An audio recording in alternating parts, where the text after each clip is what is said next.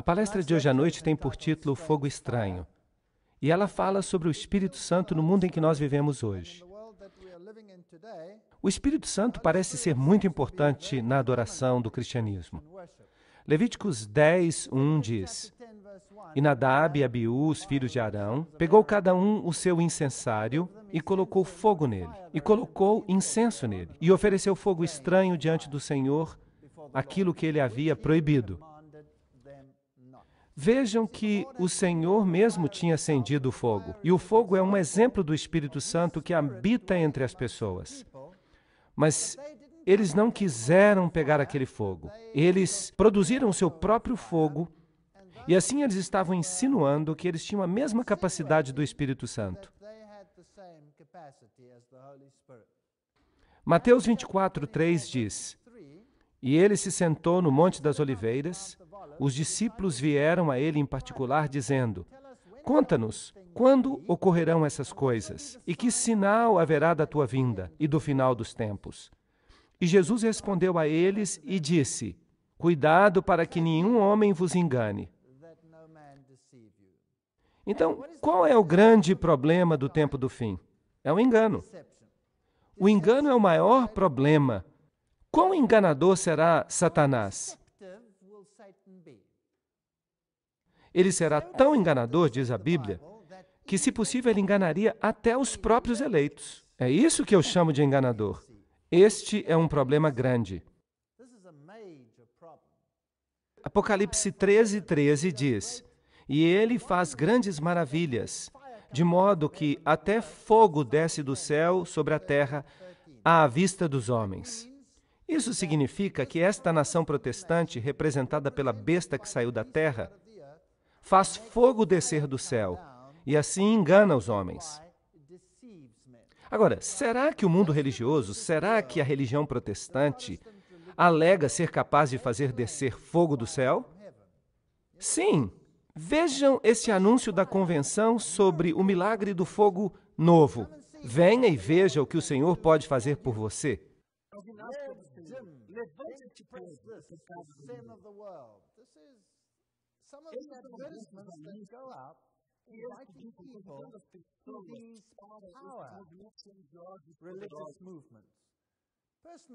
Pessoalmente, eu acho que isso é uma blasfêmia, mas está aí. Mas recebereis poder do Espírito Santo quando ele descer sobre vós. Atos 1:8. Esse poder, este Espírito, se destinava a equipar as pessoas para que elas levassem o Evangelho ao mundo. Em outras palavras, este poder se destinava a servir os outros e não a si mesmo. Mas e se nós pudéssemos torcer isso? E se mais poder para si mesmo fosse um símbolo da aceitação de Deus? Será que então nós teríamos o mesmo tipo de poder?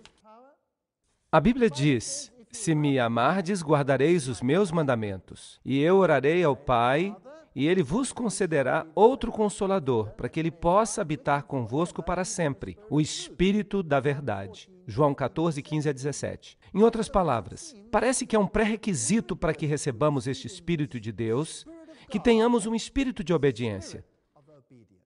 E um espírito de obediência implica um espírito de arrependimento. Porque todos nós fomos desobedientes a Deus e precisamos nos arrepender e nos alinhar com as exigências de Deus uma vez mais. Nós precisamos compreender que é Deus que nos purifica da impiedade. Nós precisamos compreender que é Jesus que nos dá a vida eterna. E nós precisamos desenvolver um espírito de gratidão que nos levará a guardar os seus mandamentos. Assim, ele nos capacitará a pregar a sua verdade para os outros.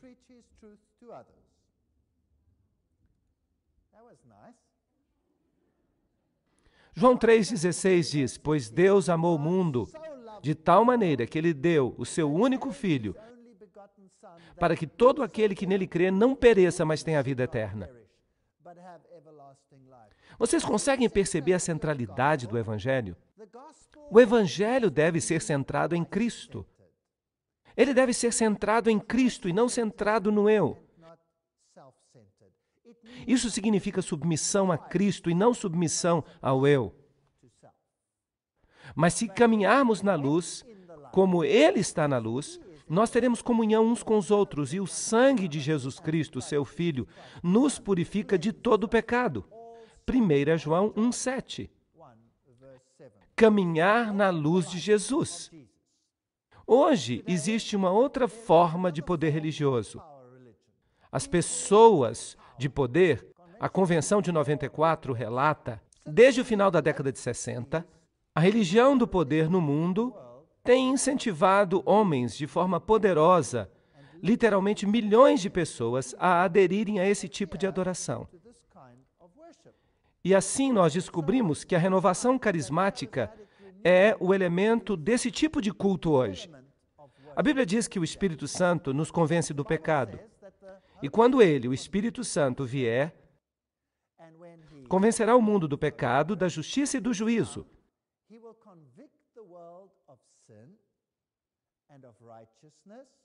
João 16, 8. Em outras palavras, se você de fato receber o Espírito de Deus, ele vai levar você a confiar somente em Jesus Cristo e nos méritos dele. Porque você vai perceber que você está na falência, que você não tem nenhum direito a qualquer outra coisa, porque nós todos somos transgressores das leis de Deus. Portanto, é somente pelos méritos de Jesus que nós podemos ser salvos. E o Espírito Santo nos convencerá de nossa necessidade de Jesus. Embora ele fosse filho, ele aprendeu a obediência pelas coisas que ele sofreu. E sendo aperfeiçoado, ele se tornou o autor da eterna salvação para todos aqueles que o obedecem. Hebreus 5, 8 e 9. Não adianta dizer, eu aceito a Jesus Cristo como meu Salvador, mas eu não estou preparado para aceitá-lo como meu Rei. Se eu o aceito como meu Rei, haverá então um espírito de obediência. Não porque eu tenha muito poder, mas porque eu desejo ter. A beleza do cristianismo verdadeiro é a obediência do livre-arbítrio. No cristianismo, nós somos agentes livres totalmente. Por quê? Porque Cristo é 100% sem egoísmo. Não há nenhum egoísmo nele. E a obediência é porque os seus mandamentos fazem sentido, são lógicos, e eles são a expressão do seu amor. São uma proteção, uma parede de proteção contra a dor e a mágoa. Por isso que eu não encaro a obediência como não farás, não farás, não farás, não farás. Isso nem me passa pela mente. A obediência não é o medo do castigo. A obediência tem que ver com o amor por seu cuidado terno, sua misericórdia. Essa é a diferença. A verdadeira obediência não é uma coisa que nós praticamos por medo. E o Espírito Santo nos fortalece contra as tentações. Então, até mesmo as nossas boas obras estão sujeitas a Jesus Cristo.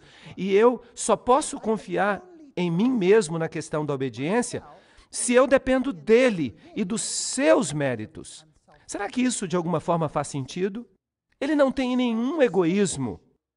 E por isso, ele nunca vai usar a minha obediência como uma forma de me obrigar à submissão. Porque ele não é uma pessoa que fica buscando poder. Ele é gentil e manso e humilde. Portanto, qualquer obediência que eu ofereça a ele deve ser por amor e não pela compulsão ou pelo medo. Essa é a verdade do Evangelho. Agora, os pecados acariciados silenciam o Espírito de Deus. Não me lances fora da tua presença e não retira o teu Santo Espírito de mim. Salmo 51, 11. Se eu continuamente transgrido a lei de Deus, ele não vai me fazer obedecer à força, porque isso não faz parte da natureza dele. Ele não vai dizer, eu exijo que você me obedeça. Esse é o espírito de Satanás, esse não é o espírito do Senhor. Ele apenas se afasta. Ele se afasta. Livra o teu servo também dos pecados da presunção, que eles não tenham domínio sobre mim. Então eu serei reto, eu serei inocente da grande transgressão. Então o Senhor me cobre com o seu amor. É isso que é justificação. E o Senhor me capacita com o seu amor. Isso é santificação. E as duas coisas vêm dele. Então, eu não posso me ufanar de nada. E Samuel disse: por acaso o Senhor tem deleite nas ofertas queimadas e nos sacrifícios? Ou na obediência à voz do Senhor?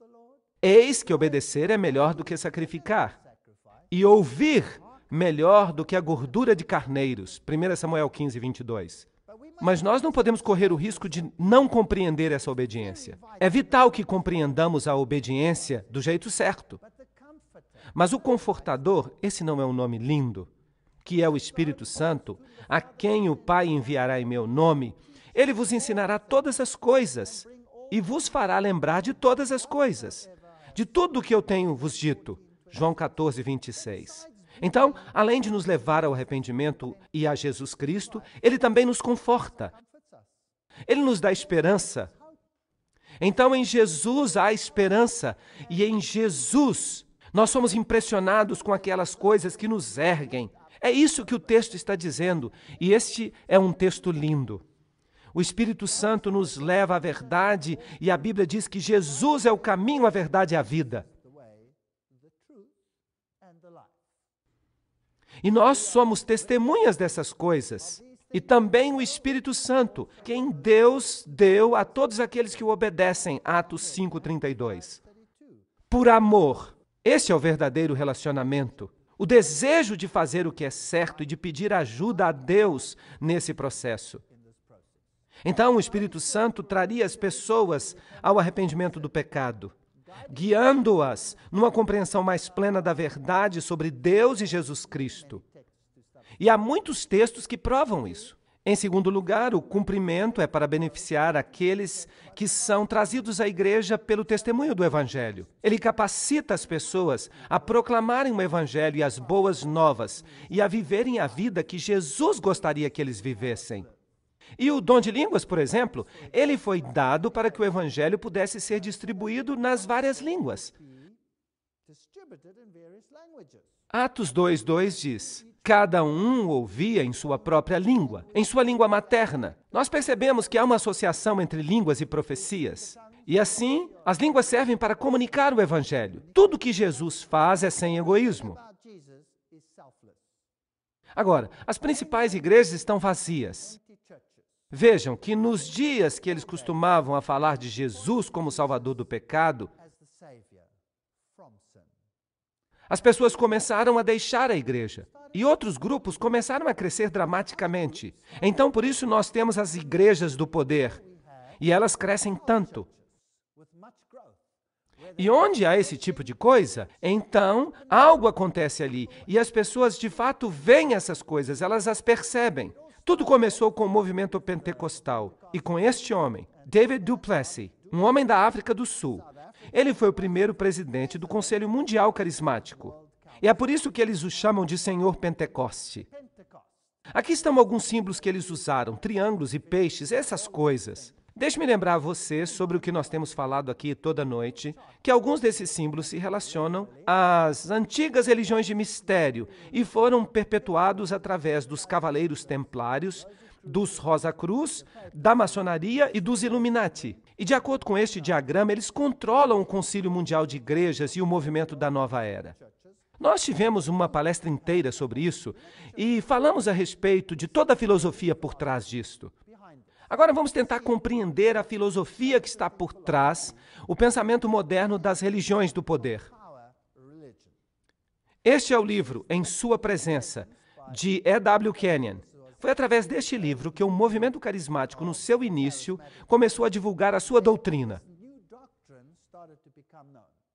Vamos tentar entender como eles veem as coisas. Saber que sua derrota lhe foi causada pelo nosso substituto. Eles estão falando da derrota de Satanás por Jesus. Então, saber que a sua derrota lhe foi imposta por nosso substituto Jesus e colocar isso como nosso crédito, isto é muito estranho. para que nos registros da Suprema Corte do Universo, nós sejamos os mestres de Satanás, e para que Satanás reconheça que, em nome de Jesus, nós somos os seus governantes. Quando o coração souber isso, da mesma forma que o corpo reconhece quando está quente ou frio, então a fé será desnecessária. Vocês percebem que a ênfase mudou, ela não está mais em Jesus? Então nós sabemos que Deus mesmo colocou a Satanás debaixo do nosso pé. E por isso agora, Deus e Satanás nos veem como os mestres do domínio, em sua presença, página 92. Agora, vejam que este livro foi distribuído amplamente, praticamente para todas as igrejas evangélicas. A Bíblia diz: pois ele deve reinar até que ele coloque todos os inimigos sob o seu pé. 1 Coríntios 15, 25. E Hebreus 2, 6, 9 diz: o que é o homem para que te lembres dele? Tu colocaste todas as coisas sob o seu pé. Sim, aí está a promessa. Mas agora nós ainda não vemos as coisas colocadas debaixo do seu pé, mas nós vemos a Jesus. Então vejam que um dia Jesus há de reinar neste planeta supremo. E Romanos 16, 20 diz: e o Deus da paz esmagará a Satanás sob o seu pé em breve. Não está dizendo que nós vamos esmagar a Satanás sob o nosso pé. Isso é presunção. Isso não é bíblico. E ele continua a dizer: nós estamos assumindo o lugar de Jesus. Ele veio para destruir as obras do adversário. E nós estamos completando a obra que ele começou. Percebem que isso nos dá um poder tremendo? Qualquer coisa que nós possamos fazer não é nada sem Jesus. Então, quem é que de fato faz alguma coisa aqui? Quem é que de fato domina Satanás? Nós não passamos de uns chicotinhos comparados com ele. Você é um vencedor. Ele tornou você um vencedor. Então, acostume-se com isso e cumpra a sua parte. Ele nos fez sentar com ele nos lugares celestiais. Então, representativamente, nós estamos sentados no trono com Deus. Essas citações são interessantes, porque se eu olho Apocalipse 3, 21, está escrito: aquele que vencer, eu lhe considerei sentar comigo no meu trono, assim como eu venci e me sentei com meu Pai no seu trono. Será que nós não precisaremos vencer, então, os nossos pecados antes que nós possamos alcançar essa glória? Porque se a cabeça é exaltada, o corpo também é exaltado. Se ele conquistou todas as forças das trevas e as deixou paralisadas e quebrantadas antes mesmo que ele se levantasse dos mortos, é como se nós mesmos tivéssemos realizado essa obra poderosa. Vocês não acham que eles estão indo longe demais numa citação como esta? Isso vai além do Evangelho. Essa autoridade e esse poder pertencem ao crente. O homem recriado é sobrenatural. Ele é um super-homem. Mas a minha Bíblia diz que ele deve crescer e eu devo diminuir. Todo o poder lhe foi dado, e sem ele, o que é que eu posso fazer? Nada. Isso é que é o Evangelho. Vejam que essas duas visões estão completamente opostas uma à outra. Agora, este livro aqui acabou de sair. Está quentinho saído da gráfica. A promessa do seu retorno. E os seus autores são o Dr. Lemer Duplessis, que é um professor de teologia, ele é um dos pregadores carismáticos, e Isaac Burger, que é o presidente do grande movimento da Igreja Carismática.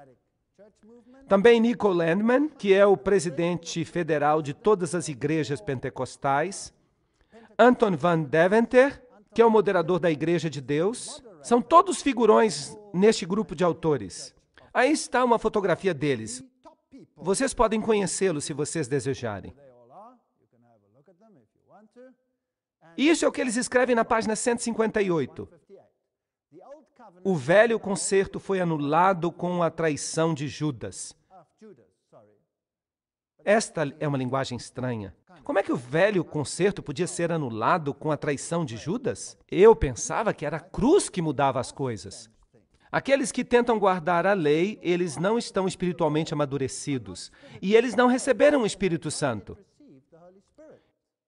E eu que pensava que o Espírito Santo nos convencia do pecado, da justiça, e que o Espírito Santo foi dado para que nós obedecêssemos a Deus. Mas, Se a lei ainda é lida nesses dias, deve ser para as pessoas que não estão ainda maduras, para os descrentes. Este é o único sentido no qual a lei ainda é aplicável hoje. Os crentes vivem pelo Espírito e não estão sujeitos à lei. Gálatas 5:25. Isso é uma linguagem muito confusa. E fica pior ainda. Os crentes que tentam guardar a lei estão em escravidão, mas os crentes que vivem na plenitude do novo concerto estão livres. Portanto, é perigoso para o crente, no período da igreja, ser associado com a lei. As igrejas que leem os 10 mandamentos no domingo, durante o culto, fazem com que seus membros tenham a impressão de que eles ainda estão sob a lei e de que eles devem tentar guardar a lei. Os cristãos que hoje tentam guardar os 10 mandamentos impedem a obra do Espírito Santo e solapam a pura essência do novo concerto. Muito estranho. Então parece que nós podemos sair por aí e cobiçar, e roubar, e estuprar, cometer adultério, assassinato, tratar os nossos pais de forma desrespeitosa, desonrar a Deus. Então nós somos maduros? Não é isso que está sendo dito aqui? Será que isso faz qualquer sentido? Isso não faz nenhum sentido. E nós estamos aqui falando de pessoas muito importantes. Eles são os moderadores e os presidentes dessas grandes igrejas. Isso é muito estranho, de fato. Apocalipse 14:20 diz: aqui está a paciência dos santos, aqueles que guardam os mandamentos de Deus e a fé de Jesus. Se é assim, a pessoa que escreveu este texto tinha um espírito falso. Não admira que eles estão mudando este texto nas novas Bíblias. E a experiência de Toronto, o que isso significou? Vamos dar uma lida a respeito disso. A bênção de Toronto para suavizar os cristãos a fim de que eles aceitem a nova era. Benjamin Creme, vocês se lembram dele? O porta-voz de Mitreia, a pessoa que está representando Mitreia, o Cristo da nova era, respondeu recentemente à pergunta acerca da bênção de Toronto. A sua resposta foi de que ele pensava que a bênção de Toronto era uma boa coisa. De acordo com ele, o método que está sendo usado pelos mestres espirituais para suavizar os fundamentalistas cristãos, a fim de que aceitem o Cristo da nova era quando ele apareça. Vejam que essa é uma declaração fascinante e digna de nota. Então, quem são os grandes pregadores carismáticos do mundo hoje e para onde eles querem levar o mundo? Bem, este homem aqui, Rodney Howard Brown, ele é chamado de garçom do Espírito Santo. Bem, é assim que eles o chamam, porque supostamente ele é capaz de dar o Espírito Santo como se fosse uma bebida e causar um riso santo. Este homem aqui é Reinhard Bonnke. Reinhard Bonnke é um pregador alemão que prega na África e ele tem pregado a milhões de pessoas de uma só vez. Ele não se importa com pequenos públicos. Ele tem grandes públicos de 2, 3 milhões de pessoas de cada vez. Claro que eles não cabem todos numa sala. Ele geralmente faz as suas reuniões nos vales e ele coloca um sistema de som e ele faz então sermões que exigem que as pessoas gritem bem alto contra Satanás, dizendo: Satanás, eu te amaldiçoo, eu te amaldiçoo, eu te piso, eu te piso, eu te amaldiçoo e eu te piso. E isso continua por horas. Basicamente, isso é tudo que eles fazem. Além disso, essa risada na presença do Senhor é outro fenômeno que está se tornando cada vez mais comum. É um emocionalismo. Muita risada e dizem que isto é a obra do Espírito Santo. As pessoas caem no chão e riem incontrolavelmente e rolam no chão como se estivessem bêbadas e então choram. E eles não param as reuniões porque eles dizem que as pessoas estão louvando a Deus. E os testemunhos, que são muitos e variados, dizem que é como se fosse uma festa gigantesca que estivesse acontecendo. Mas 1 Coríntios 14:40 diz que tudo seja feito em ordem e com decência. Mas o que eles fazem ali não me parece muito ordenado. E esse negócio de falar em línguas? Se nós observarmos de novo o diagrama resumido, isso também ocorre no Yoga Kundalini. Agora, Yoga Kundalini é uma forma muito estranha de yoga, onde você encontra como símbolo uma serpente enrolada numa haste E essa serpente tem que ser liberada. E ela geralmente é liberada através da parte inferior do corpo, que, dizem eles, concede poder a você em lugares muito interessantes. Então, o Subud, o Qigong, os Shakers, os pentecostais, todos eles praticam esse negócio de cair no chão. Mas na Bíblia não há isso. Se alguém caía no chão na Bíblia, era alguma coisa demoníaca. Além disso, esse riso descontrolado você também encontra no Yoga Kundalini, no Subud, no Qigong, nos Shakers e nos pentecostais. E esse negócio de jogar no chão você encontra no Yoga Kundalini, no Subud, no Qigong, nos Shakers e nos pentecostais. Também esse negócio de imitar sons de animais, você encontra em todos eles. Movimentos espasmódicos, você encontra em todos eles. Movimentos de reavivamento, você encontra em todos eles. Falar em línguas também está presente em todos eles. Mas, no entanto, a Bíblia fala, em Atos capítulo 2, que as línguas estavam ali para proclamar o Evangelho.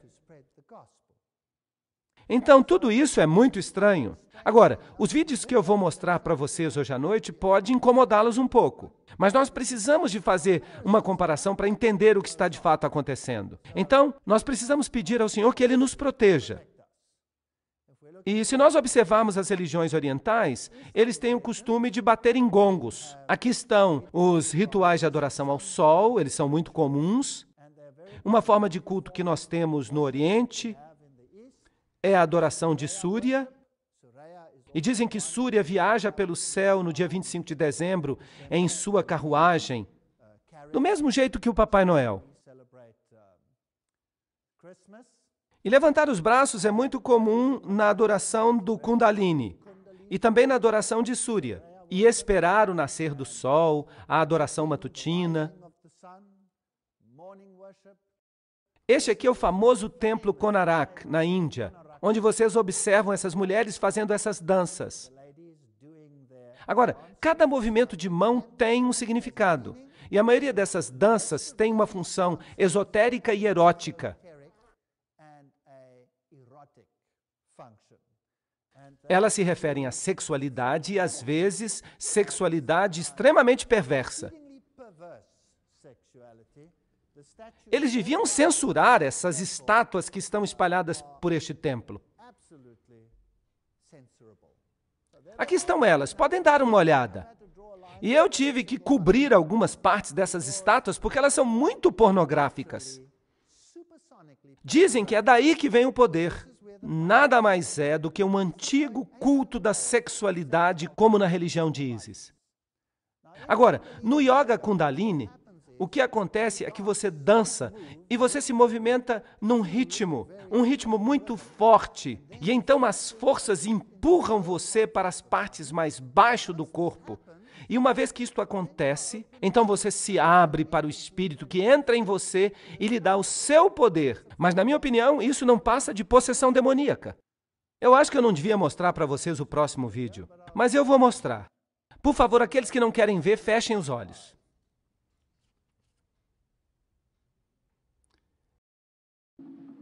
Esse tipo de yoga é chamado meditação dinâmica e é uma combinação da nova era do hinduísmo com as psicoterapias.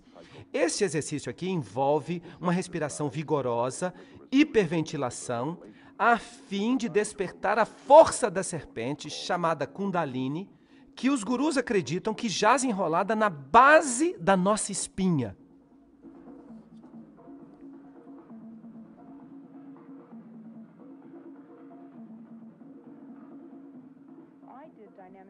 Eu fiz meditação dinâmica todo dia, nós a chamamos de Kundalini.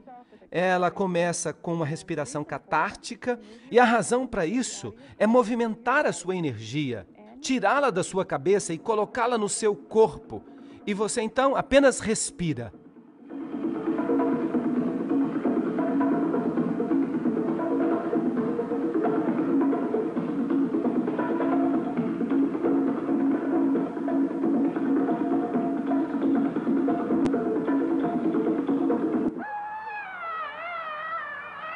Threw a tantrum when you were a little kid.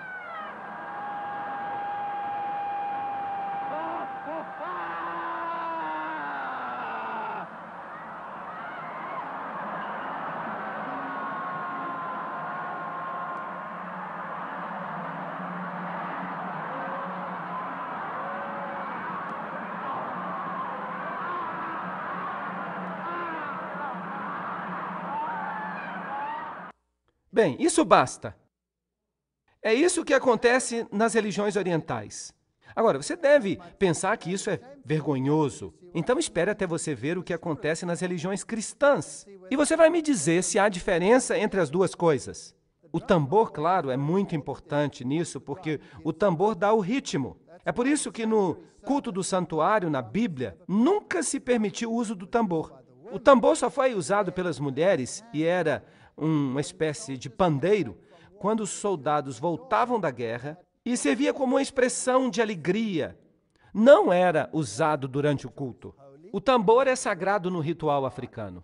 É adorado como se fosse um deus. E a mão aberta também é importante. Ela também é adorada. E por isso eles colocam mãos abertas no céu como parte de seu culto.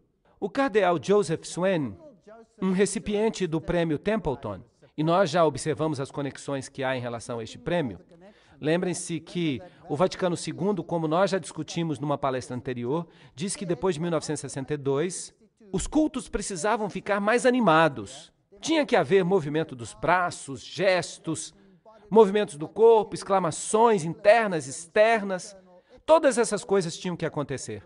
Então, o cardeal Swain se tornou intensamente envolvido com o movimento carismático e foi escolhido pelo Papa João XXIII, que dirigiu o Segundo Concílio Vaticano, para que se tornasse o chefe dos arquitetos dos encontros do Vaticano II. E ele fazia parte das 4 comissões principais. E Swain declara: desde que eu tive esta experiência carismática, meu compromisso com o Pai Sagrado, como vigário de Cristo no mundo, recebeu nova ênfase e força. Minha apreciação por Maria, como a corredentora e mediatriz da minha salvação, também melhorou.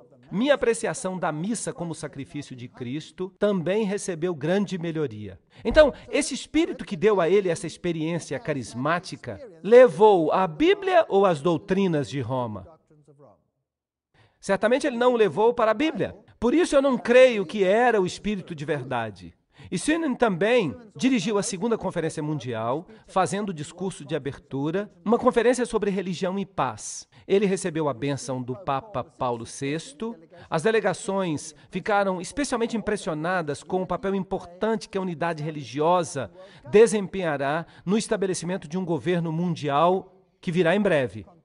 E um chamado contínuo está soando para uma nova ordem mundial. Sob a liderança católica, a declaração de Louvain, de que budistas, cristãos, confucionistas e hindus, judeus, muçulmanos, shintoístas, adeptos do zoroastrismo e outros devem buscar ouvir o Espírito dentro de nossas tradições religiosas variadas e veneráveis. Nós apelamos às comunidades religiosas do mundo para inculcar a atitude de cidadania planetária. Vejam que aqui eles estão falando de uma unidade de todos esses movimentos. O Templo da Compreensão é um grupo muito interessante. Aqui, de novo, uma foto da Catedral de São João, o Revelador. Vocês estão se lembrando de alguma coisa? Toda vez que eu escuto a expressão São João, as minhas orelhas ficam em pé. Porque é aí que dizem que uma mulher chamada Crista foi crucificada. Agora, no Templo da Compreensão, eles dizem que o propósito do Templo da Compreensão é a promoção mundial do diálogo entre as religiões, a fim de se alcançar uma compreensão e certa harmonia entre os povos das religiões do mundo.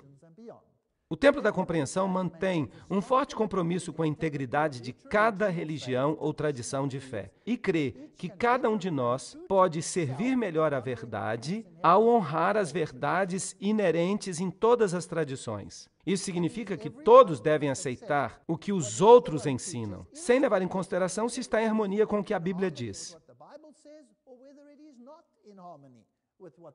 Além disso, é uma organização afiliada às Nações Unidas, claro. E no outono de 1998, o Jornal do Templo da Compreensão explica: o diálogo entre as religiões deve envolver fundamentalmente respeito. Em última análise, é o respeito às diferentes tradições, às diferentes religiões. Por isso, o nosso slogan não deve ser conversão, mas comunhão. Comunhão com compaixão. Muito interessante. Agora, eu não tenho problema de respeitar as religiões. Trata-se de livre-arbítrio. Você é livre. Você pode pertencer a qualquer religião que você escolher, mas não me obriguem a comprometer a minha religião simplesmente para eu ficar do lado do que todo mundo crê. Isso não é bíblico, isso não está de acordo com o que a Bíblia diz. É isso aí. Por isso, para eles, a palavra-chave não é conversão, mas comunhão. Então, para onde nós estamos indo? Nós estamos indo para uma religião baseada em Deus ou para uma religião baseada no homem? E essa história de alfa? O que é esse alfa? É um estado de mente que deve ser induzido para fazer com que você se abra para esta união. E há muitos aspectos do alfa que pode penetrar profundamente nos níveis mais elevados. Não é nada mais do que uma forma de hipnose. Vejam, por exemplo, este curso sobre o alfa. Entre 8 e 13 vibrações, a visualização é capaz de ocorrer. Visualização, lembrem-se do que Robert Schuller disse, visualização é uma boa coisa. As vibrações nesta frequência são chamadas de ritmos alfa. E em seu livro Celebração da Disciplina, Richard Foster diz que a visualização meditativa, além de servir como uma catapulta para um encontro divino e humano, mantém um padrão consistente de onda cerebral do nível alfa. Então, quando você tem esta experiência, ele a chama de um encontro entre o divino e o humano. Aí você está no estado alfa. O estado alfa é associado com outros fenômenos interessantes. O transe hipnótico existe dentro do nível alfa. Agora, num transe hipnótico, alguém pode manipular você para fazer com que você faça o que ele quiser. É por isso que as pessoas então saem por aí andando como galinhas ou fazendo qualquer outra coisa que se lhes peça. Por causa disto, a técnica de visualização é incluída dentro do oferecimento material da auto-hipnose. Os transes ocultistas de Edgar Cayce também se ligam ao alfa. E um narcótico do tipo pentotal de sódio faz com que uma pessoa entre no estado alfa. Você também pode entrar no estado alfa usando outros fármacos. A visualização é, portanto, hipnose. É uma forma leve de hipnose. O psicólogo Michael Yapko explica. Muitas vezes os terapeutas não estão cientes de que eles estão fazendo hipnose. Eles fazem o que eles chamam de imagem guiada, que é visualização, ou meditação guiada, mas tudo isso não passa de técnicas hipnóticas. Agora, você gostaria de ter um estilo de adoração em que você fosse induzido a acreditar que você teve um encontro e que isto satisfez a sua necessidade? Ou você gostaria de ter um relacionamento com Jesus Cristo? Essa é a pergunta. E nós estamos lidando com o humano ou estamos lidando com o divino? Archbishop George Carey was the Archbishop of Canterbury, in Europe, the Anglican Church. 700 dos principais evangelistas do mundo estiveram presentes na principal conferência de Billy Graham em Amsterdã no ano 2000, em agosto, e também estiveram em algumas das principais apresentações de cursos alfa que foram oferecidos. Então pode-se dizer que Billy Graham também dá apoio ao alfa. E na conferência de Billy Graham em Amsterdã, Carey disse: é por isso que eu quero dar um incentivo para uma das nossas oficinas amanhã. O grande sucesso de alfa está em sua habilidade de tirar o evangelismo da igreja e levá-lo para os lares e construir uma ponte entre a igreja e a comunidade.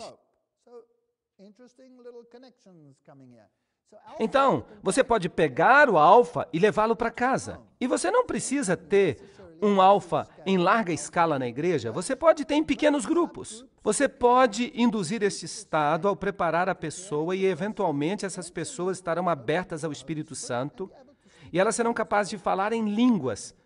Todas essas coisas podem acontecer. Agora, então quem é que estava dando apoio a este curso de alfa? Vamos dar uma olhada em alguns dos nomes. Charles Colson, Bill Bright, Tony Campolo, Jack Hayford, Cardeal William Keeler, esse é o arcebispo de Baltimore, Richard Foster, Billy Hybels, um nome muito interessante da igreja de Willow Creek, Pat Robertson, Louis Palau, George Gallup Jr., David Young Cho, Billy Kim, Paul Seder, que é um orador frequentemente na escola de evangelismo de Billy Graham, Robert Schuller, que você já deveria esperar que estivesse ali, Leighton Ford, esse é o cunhado de Billy Graham e antigo vice-presidente da Associação Evangelística Billy Graham. Todas essas pessoas apoiam o Alfa. Agora, para que eu tenho que induzir um estado alterado da consciência a fim de que as pessoas compreendam sua necessidade da salvação? Ou para que elas honrem aquele que a salvou? A ciência da bruxaria é baseada em nossa habilidade de entrar num estado alterado de consciência que nós chamamos de alfa, no qual as ondas cerebrais acontecem em 7 a 14 ciclos por segundo. Como mencionado antes, este é um estado de consciência associado com o relaxamento, a meditação e o sonho. Vejam, essa citação é feita de bruxos que estão nos dizendo por que eles usam alfa. Agora, a luz e as trevas não deveriam estar tão longe uma da outra quanto o Oriente está distante do Ocidente? Vamos dar uma olhada no espírito bíblico de Satanás. Em Ezequiel 28, nós lemos alguns versos interessantes nos quais Satanás é usado no simbolismo do rei de Tiro. O texto mostra o rei de Tiro basicamente com os atributos de Satanás. Então, em certo sentido, ele é Satanás. A palavra do Senhor veio até mim dizendo: Filho do homem, dize ao príncipe de Tiro, assim diz o Senhor Deus, porque teu coração se exaltou, e tu disseste, eu sou Deus. Um importante princípio. Eu me sento na cadeira de Deus no meio dos mares. É isso que Satanás faz. É isso que o diabo faz. E ele induz também este espírito em seus seguidores. Não obstante, tu és homem e não Deus, ainda que colocas o teu coração como se fosse o coração de Deus. Eis que tu és mais sábio do que Daniel. Não há segredo que se possa ocultar a ti. Por isso, não pensem que vocês conseguirão enganar o diabo. Não pensem que vocês vão conseguir pisar no rabo dele e que ele vai correr de medo. Isso é sutil, sutil. É uma atividade muito sutil da qual nem sempre nós nos damos conta. Com tua sabedoria e com tua compreensão, tu obtiveste riquezas, tu obtiveste ouro e prata nos teus tesouros. Por tua grande sabedoria e pelo comércio, tu aumentaste as tuas riquezas e teu coração se elevou por causa das tuas riquezas. Isso tudo é egoísmo. Portanto, assim diz o Senhor Deus, porque colocaste o teu coração como o coração de Deus, isso aparece frequentemente, eis que, portanto, eu trarei estranhos até ti, os terríveis das nações, e eles desembainharão a sua espada contra a beleza da tua sabedoria, e eles contaminarão o teu brilho, e te trarão até uma cova, e tu morrerás a morte daqueles que foram mortos no meio dos mares. Tu dirás ainda, diante daquele que te mata, eu sou Deus? Pois tu serás homem e não Deus, às mãos daquele que te mata. Então, este é o espírito do eu quero ser como o Altíssimo. É o espírito de Satanás, ponto final. Agora vamos voltar às mega-igrejas e vamos ver a origem do seu ensinamento. O homem que começou o conceito da mega-igreja não foi nenhum outro a não ser Robert Schuller. E Robert Schuller, lembram-se, ele diz em seu livro Autoestima, nós podemos orar, Pai nosso que estás nos céus, santificado seja o nosso nome. Vejam que ele se exaltou ao nível de Deus. Robert Schuller, de acordo com a maioria das fontes, os livros, as páginas da internet, e aí está uma delas, é um maçom de grau 33, pastor da Catedral de Cristal e apresentador do programa de televisão popular A Hora do Poder. Nós já falamos da maçonaria e acerca do que seus altos níveis creem. Eles creem que eles são Deus. Vejam essa citação de Robert Schuller do livro Autoestima. A teologia clássica errou em sua insistência de que a teologia seja centrada em Deus e não centrada no homem. Eu já tinha lido essa citação antes, mas ela é importante de novo para a nossa palestra de hoje. Então nós precisamos de uma ênfase que tira a religião de ser centrada em Deus e a coloca como uma religião centrada no homem. O problema das igrejas é que elas têm uma teologia centrada em Deus por séculos, quando ela precisa ter uma teologia centrada no homem. Não é estranho que a nossa teologia tenha sido boa durante 6.000 anos e agora, no final, nós precisemos de outra teologia? É um insulto à integridade de qualquer ser humano chamá-lo de pecador. E Jesus conhecia o seu valor. O seu sucesso alimentava a sua autoestima. E então vem essa terrível declaração. E a cruz da questão é: vamos deixar de colocar ênfase em Deus e vamos colocar ênfase no homem. Então ele diz: santificado seja o nosso nome. Esse é o espírito de quem? Obrigado, diz Satanás. Não é o Espírito de Deus que está falando aqui. Vamos olhar esta página da internet, hourofpower.org. Essa é a própria página dele. Aí está ele, ensinando aos pastores sobre como ter uma igreja do poder. Aqui está 2004, Instituto Robert Schuller, e aqui nós temos as datas. Você está sendo convidado a descobrir um fantástico sonho novo para a sua igreja. E quem mais está aparecendo aqui nesta página da internet? Bill Hybels. E isso é interessante. Ele é da igreja de Willow Creek. A sua igreja é o que Deus gostaria que fosse? Envie os seus pastores e seus líderes leigos ao 34º seminário do Instituto Robert Schuller para o sucesso da liderança da igreja. Os mais famosos pastores que conseguem tornar viva a fé em algumas das maiores igrejas do país. E então ele menciona o nome de 2 pessoas nesta página da internet. Ele é maçom de grau 33. E ele está falando no mesmo espírito que Lúcifer tinha. Bill Hybels, da igreja comunitária de Willow Creek, e Rick Warren, da igreja de Saddleback. Ambos se formaram no mesmo instituto, e isso é fascinante. Eu acho isso muito interessante. Estas são as 2 pessoas que administram as mega igrejas do mundo. E nós precisamos dar uma olhada mais cuidadosa a respeito disso, para que nós percebamos para onde se encaminha o mundo. E que o Senhor nos abençoe enquanto nós fazemos isso.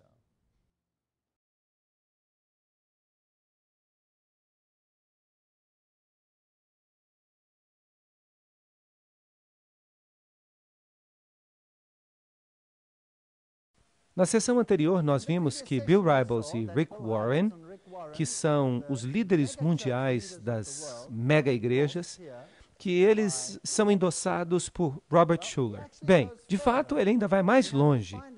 Nós temos que descobrir de onde vem a sua inspiração. Robert Schuller diz: eu percebi imediatamente que eu era atraído ao Papa João Paulo II, quando, na sua eleição ao papado, os seus discursos publicados invariavelmente chamavam atenção para a necessidade de reconhecer a dignidade do ser humano como filho de Deus. Ah, vocês estão se lembrando? Tem havido uma mudança de ênfase da lei de Deus para os direitos humanos. E o Papa diz: nós precisamos cuidar dessas necessidades. Então, eu vou chamar isso de definição da necessidade. Qual é a necessidade que os indivíduos têm? Quais são suas necessidades? Robert Schuller encontrou um nicho perfeito nisso. Ele tenta satisfazer a necessidade de autoestima. Todo mundo precisa sentir que é importante. Então, se você conseguir alimentar a sua autoestima, então você vai estar satisfazendo uma necessidade.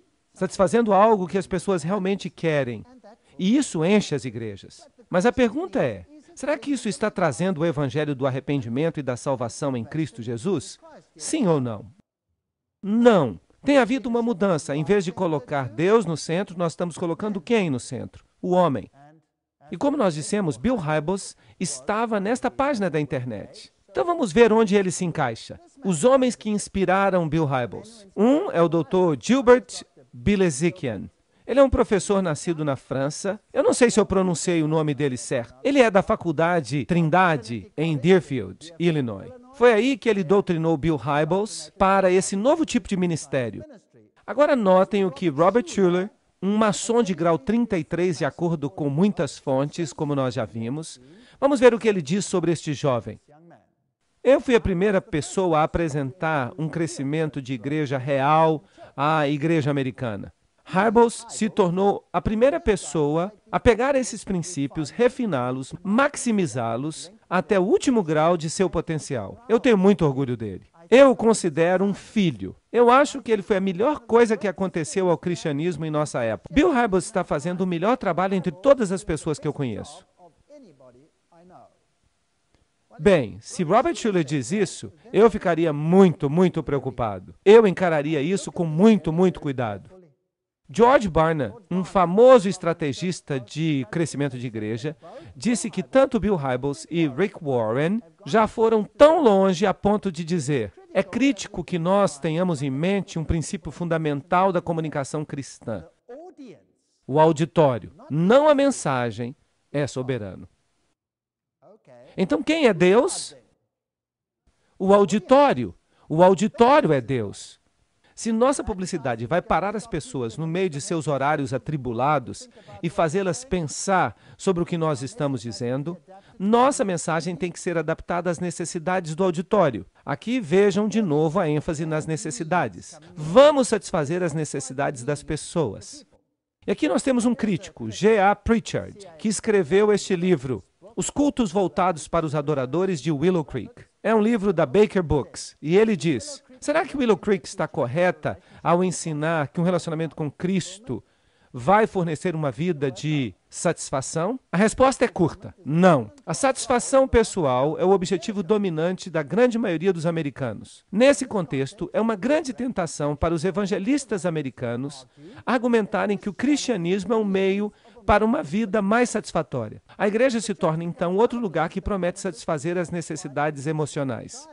Tentar defender o cristianismo, mostrando principalmente a sua utilidade para satisfazer as necessidades, é, em última instância, subvertê-lo. Isso não está correto? Você está pregando a Jesus Cristo ou você está satisfazendo as necessidades? E ele continua dizendo: agora, entretanto, em vez da mensagem de autoestima de Schuller ser promovida como uma isca, a isca é, de fato, satisfação pessoal. Eu fico alegre que essa heresia pura de Schuller, a redefinição de pecado, foi abandonada. Não obstante, em Willow Creek, o pecado é ainda minimizado e marginalizado. O ensinamento de Hybels depende fortemente de categorias psicológicas. Não tanto quanto Schuller, mas ainda assim depende. Portanto, Schuller enfatiza a autoestima e Hybels enfatiza a satisfação pessoal, dizendo que se trata de uma doutrina amiga do usuário. Então, basicamente, esta é apenas mais uma necessidade que foi satisfeita.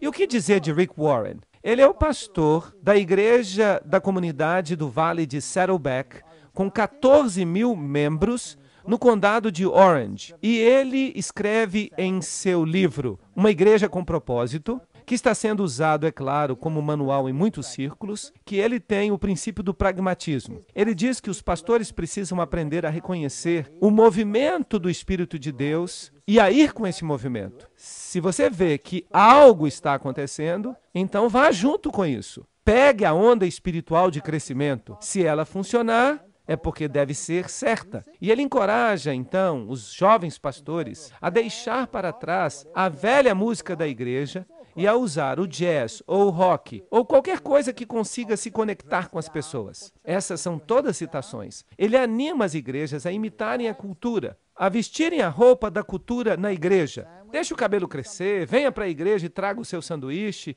coma algo na igreja. E quando alguém o ataca com crítica com respeito a isso, ele diz: nunca critiquem o que Deus está abençoando, mesmo que seja um estilo de ministério que o deixe pouco confortável. Ele diz que Deus está por trás disso. Ele diz isso. Rick Warren usa a mesma metodologia que Robert Schuller e Bill Hybels.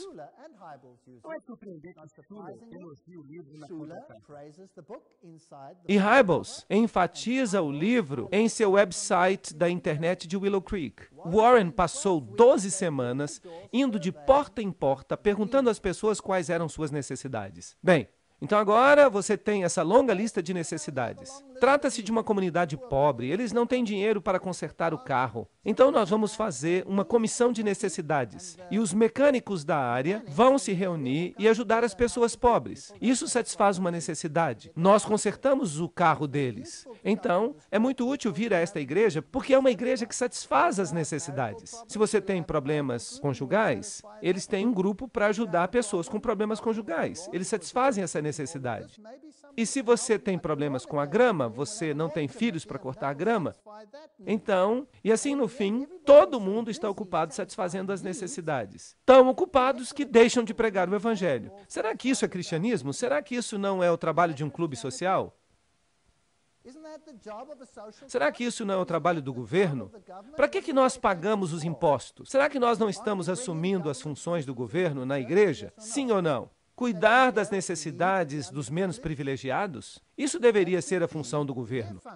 Eu não estou dizendo que os cristãos não deveriam ajudar os pobres. Nada disso. Eu jamais despediria um homem da minha casa sem lhe dar algo para comer ou sem satisfazer uma necessidade que eu vejo. Mas se o meu cristianismo se torna satisfazer as necessidades de manhã até a noite, então tudo que eu estou fazendo depende de quem? Depende de mim. Agora, o que isso tem que ver com a minha autoestima? A minha autoestima sobe. Por quê?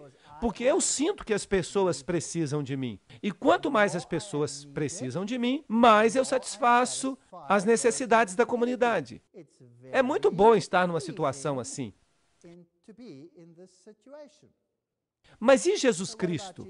Onde é que ele se encaixa nisso? Então nós temos uma filosofia centrada no homem. Descubra onde você pode ajudar e então crie um projeto para isso. Ele diz isso na página 264. Nós começamos de modo positivo e terminamos de modo positivo. Isso não é uma ideia má. Nós usamos humor em nossos cultos. Eu também não tenho problema com isso. Nós cultivamos uma atmosfera informal, relaxada, amistosa.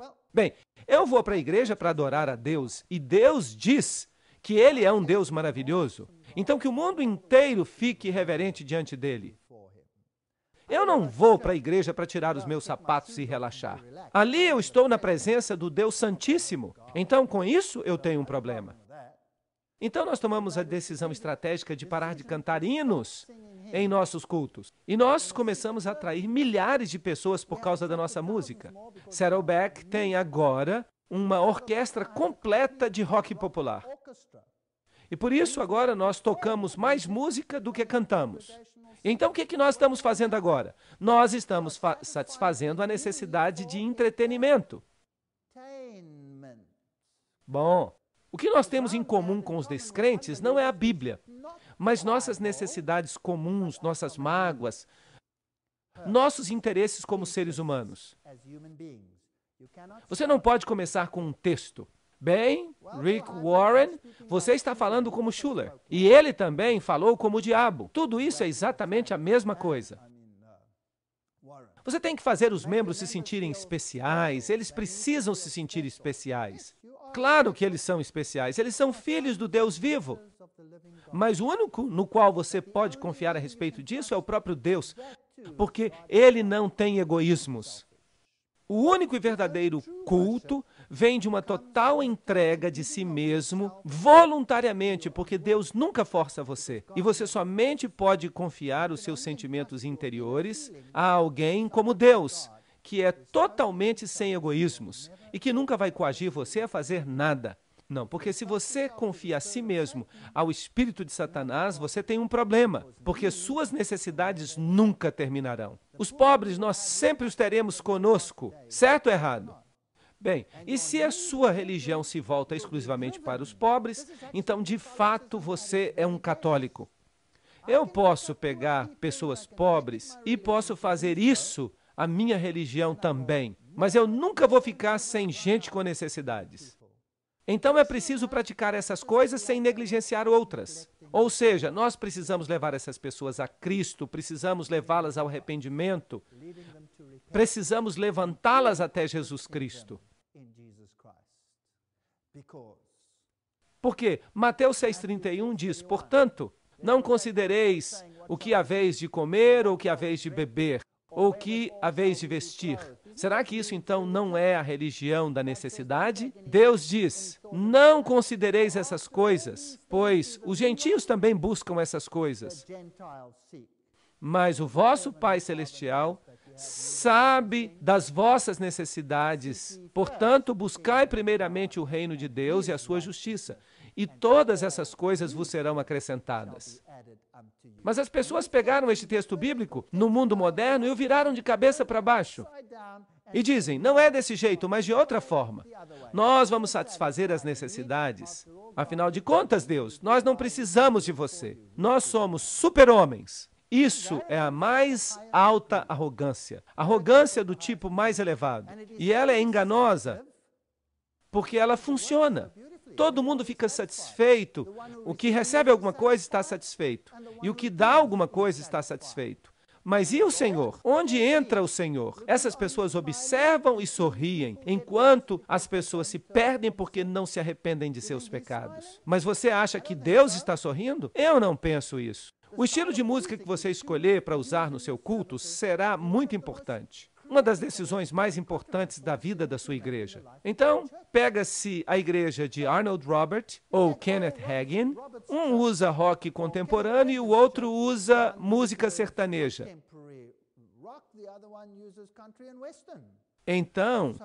Então o seu serviço a Deus depende do estilo de música que está sendo tocado? Será que isso é religião? Ou será que isso é a busca de satisfazer as necessidades humanas? Ou será que isso é a busca de satisfazer as próprias necessidades? Você sabe, é melhor não ter música alguma, mas se ter um desejo honesto de buscar a Deus. Eu não sou contra a música, eu gosto muito de música. Eu gosto muito de adorar a Deus com cânticos. Mas esta não é a questão aqui. E você precisa, então, escolher a sua música de acordo com as pessoas que você quer que venham para a sua igreja. A música que você usa coloca a sua igreja na comunidade. Ela vai determinar o tipo de pessoas que você vai atrair, o tipo de pessoas que você vai manter na igreja, e o tipo de pessoas que você vai deixar sair da igreja. Se você me disser o tipo de música que você está usando na igreja, eu posso descrever para você o tipo de pessoas que você está atraindo, mesmo sem visitar a sua igreja. E eu também posso lhe dizer o tipo de pessoas que você nunca vai atrair. Palavras de Rick Warren. Como é que ele sabe disso? Será que o evangelho não muda as pessoas?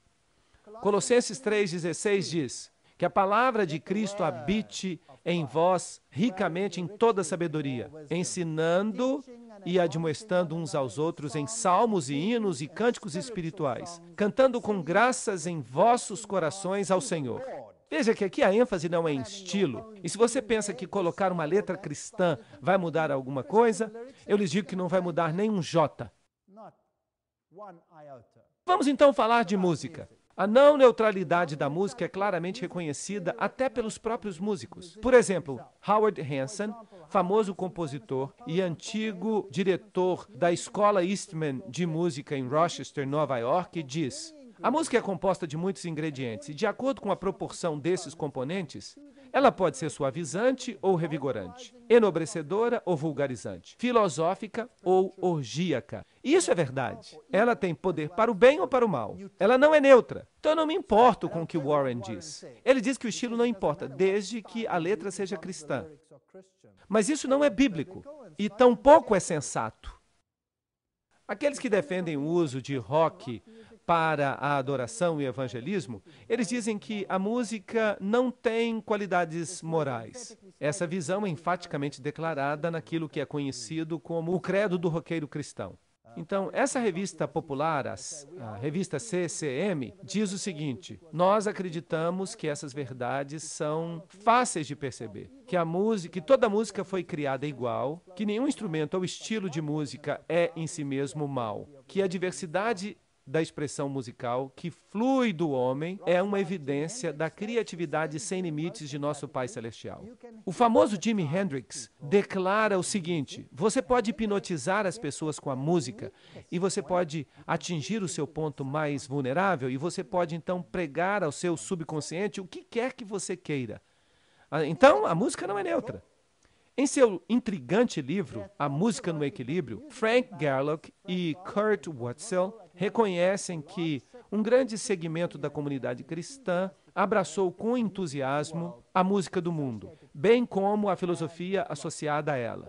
Tudo isso foi implantado na vida da igreja. Não apenas muitos cristãos aceitaram a música como sendo adequada para a adoração e o culto, mas uma atmosfera preenche os concertos cristãos contemporâneos, que não é muito diferente da atmosfera dos concertos da era de Elvis Presley ou do rock and roll. Wolfgang Stefani diz: será que se nós tivéssemos um estilo musical global homogeneizado, um estilo que seja cada vez mais visível na cultura musical cristã, será que então o palco não estará pronto para uma resposta de identidade religiosa global? Será que a música vai nos unir a todos? Mas Daniel 3:10 diz: tu, ó rei, fizeste um decreto. Todo homem ouvirá o som da corneta, da flauta, da harpa, do saltério e de todos os tipos de instrumentos musicais, se prostrará e adorará a imagem de ouro. Todos os tipos de música. Isso será um sinal do fim. Aqui está uma música, ou todo um disco gravado, que foi gravado pelo conjunto Cowboy Junkies. E onde é que foi gravado? Foi gravado ao vivo na Igreja da Santíssima Trindade, em Toronto, Canadá, em 27 de novembro de 1987. Então, esta é uma música que foi tocada na igreja. Esta é uma música de igreja. Ela tem um sabor de música sertaneja. Parece muito pacífica e as letras são muito interessantes. Mas é claro, se você começar a se balançar, quem é que se importa com a letra, certo? Mas isso aconteceu na igreja. Então vamos ouvir o que eles estão cantando. É difícil ouvir. Então eu vou tentar falar para vocês o que eles estão cantando. Vocês ouviram? Muito obrigado, Cowboy Junkies. Estão cantando para Lúcifer. Eles estão dizendo que vão amá-lo até a morte. E isso aconteceu na igreja de Toronto. E eles são tão óbvios que eles nem se importam em cantar abertamente para Lúcifer. Agora, aqui está Billy Graham no evangelismo. Nós todos o conhecemos. Os músicos de Billy Graham atraíram multidões que bateram todos os recordes em sua campanha de 2002. Billy Graham e seus músicos bateram todos os recordes na terceira noite da missão Metroplex. 82 mil pessoas estiveram no evento. E o evento teve uma mensagem de 30 minutos de Billy Graham e apresentações musicais do Jars of Clay, Kirk Franklin, DC Talk, e o porta-voz do ministério, Larry Ross, disse que o auditório incluiu cerca de 12 mil pessoas que assistiram o evento de 2 horas em uma grande tela de televisão no estacionamento do estádio, enquanto que 5 mil outras pessoas estavam sentadas no chão do estádio. Então, durante horas, eles se sentaram e eles ouviram. Agora vamos olhar essas bandas que Billy Graham e o Papa e os principais evangelistas usam. Stephen Curtis Chapman. Bem, Graham o usou na sua cruzada de junho de 2000 em Nashville, Tennessee. Na mesma cruzada ele apresentou Jars of Clay, DC Talk, Kirk Franklin e Stephen Curtis Chapman. Aí está ele, com esse gesto interessante das mãos. Kirk Franklin, na cruzada de St. Louis de Billy Graham.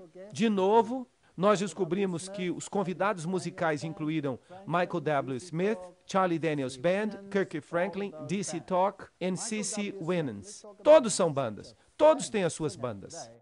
Vamos falar sobre Michael W. Smith. Ele é um cantor tão famoso hoje nos círculos cristãos. Smith estava usando marihuana, LSD e cocaína ao mesmo tempo em que ele estava escrevendo as canções. E isso são citações. Tudo que eu estou falando aqui são citações. Eu não estou falando de rumores. Aqui estão os seus discos. Ele usa alguma simbologia que também é usada pelos satanistas. Ele coloca símbolos do ocultismo nos seus discos. E às vezes, no lado reverso, ele escreve o seu nome de trás para frente. E escrever o nome de trás para frente é um princípio satânico. O mestre satanista Aleister Crowley ensinou a seus discípulos que caminhassem de trás para frente, que falassem de trás para frente, que pensassem de trás para frente, que escrevessem de trás para frente, e até ouvissem os discos de trás para frente, para que pudessem então saber o futuro. E ele tem todos esses símbolos estranhos em seu disco. Aí está Amy Grant. Ela é conhecida como a Madonna da música rock cristã, porque ela não é tímida para dizer num concerto de rock na igreja que ela está se sentindo bem excitada. Mas esqueçam disso, ela é uma mulher estranha. Parte da inspiração das músicas de Amy Grant veio de cantores como John Denver, que, é claro, era panteísta. E a Universidade de São João, e só de ouvir esse nome eu fico arrepiado, deu a sua principal condecoração à cantora Amy Grant. Ela foi a terceira mulher a receber a condecoração Pax Christi, que foi sempre considerada uma joia na coroa da Igreja Católica Romana. Então, por que é que Billy Graham tem todos esses frades e essas freiras trabalhando para ele em suas campanhas? E por que ele está usando bandas que usam LSD, símbolos satânicos, linguagem pornográfica durante o seu culto? DC Talk é outra banda interessante que o Billy Graham e o Papa usam juntos. O Billy Graham gosta de DC Talk, mas o DC Talk tenta imitar o U2. Agora, o U2 é uma banda interessante. O seu líder é Bono, e ele foi um dos principais cantores naquele concerto em homenagem ao Nelson Mandela. Você se lembra do concerto? 4664, e eles gostam de cantar músicas dos Beatles e dos Doobie Brothers. Num desses, assim chamados concertos cristãos, o DC Talk chegou a usar uma música do Jimi Hendrix, que era viciado, uma música chamada Purple Haze, Névoa Roxa, que faz referências às drogas. E aí está o Bono, e eles gostam muito do Bono. E aí está o Bono com o Bill Gates e o Bono com a banda dele. O Bono usa uma cruz interessante. Se você olhar com cuidado, você percebe que ela é uma cruz torta. É a mesma que o Papa usa. É um símbolo satânico usado também pelos satanistas. Aí está ele com o Papa, então vocês percebem que ele é um homem importante. E essa banda do Charlie Daniels? Outro grupo usado pelo Billy Graham em suas cruzadas. Em uma entrevista com Daniels para o Huntsville Times, eles o pegaram usando um palavrão. E um ex-bruxo diz que esta banda é famosa por sua música sobre um duelo de violino entre um homem e o diabo.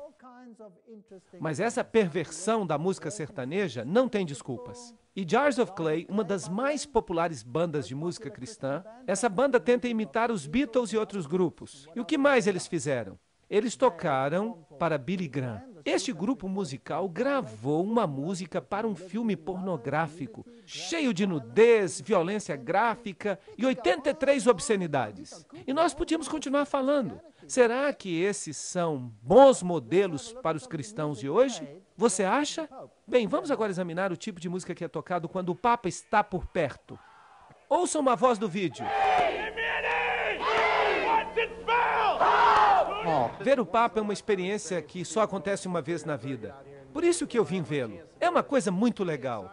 É uma atmosfera muito boa ter toda essa gente em torno de um líder mundial. É um dia muito especial para St. Louis, eu acho. Ele está a caminho, ele está a caminho. Eu acabei de compor uma música para ele quando eu estava lá atrás. A letra é assim: JP2, eu estou com você. JP2, eu estou com você. JP2, eu estou com você. Amém, amém, amém. Esse é um rock leve.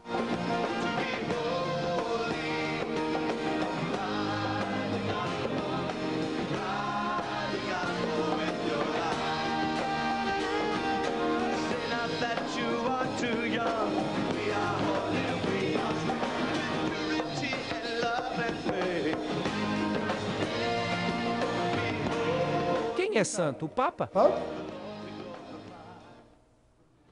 Agora, a próxima banda, DC Talk.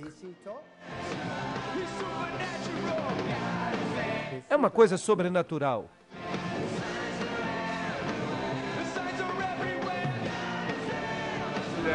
Ouça um entrevistador.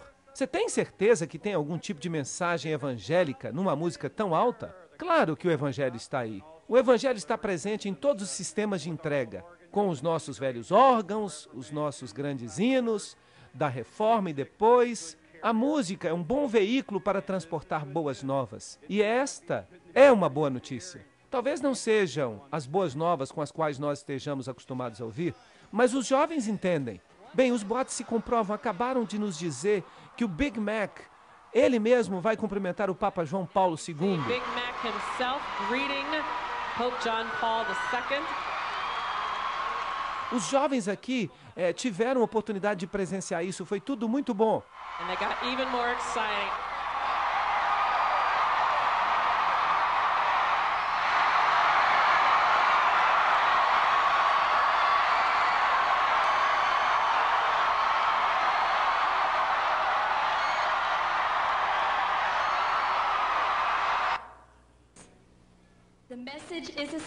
A mensagem é muito simples.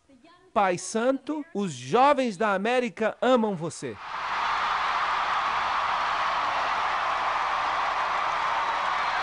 Tells me that tonight the Pope belongs to you. Hoje à noite, o Papa pertence a vocês.